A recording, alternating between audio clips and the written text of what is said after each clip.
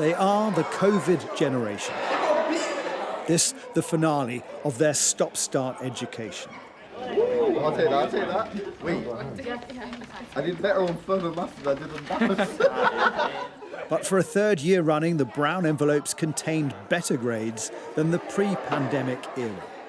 Online learning was absolute hell for me. It didn't work out for me at all. But once I got back in the classroom, everything kind of clicked and I improved a lot as a student, so I'm very happy with how far I've come. I feel amazing. I like all the effort you put in and seeing the results pay off. I'm so happy. I can't even speak. My mom, she was so proud because she knew I was stressing out about it for the past week. So I just called her, she just screamed in my ear and I was like, yeah, that's me.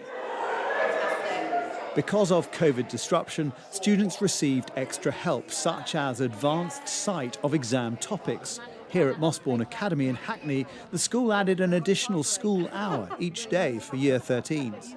Their learning curve, the trajectory, has been far, far steeper, but they've benefited from that. How have they benefited from that?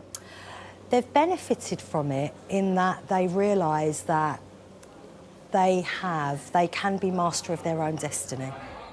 But the previous 2 years' A-level crop had unorthodox assessments graded by their teachers. As a result, across the UK, they did better.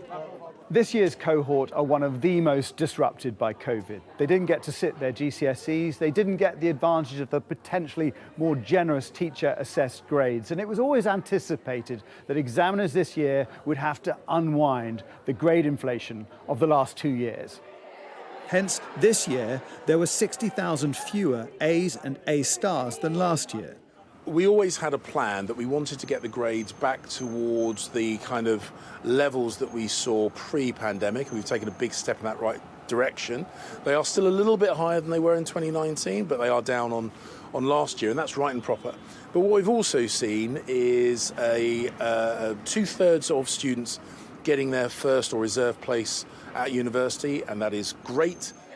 For universities and employers, it's that bit harder to compare students from different years. And the post-pandemic grade reset is expected to continue downwards for 2 more years, while the University College Admissions Service, UCAS, says competition for the top courses gets more competitive.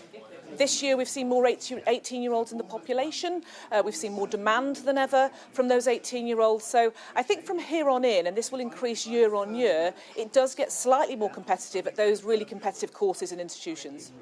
There are fewer students who didn't get a university place compared to 2019, but for those now searching, there's also 1,000 fewer courses with available places at the top universities compared with last year.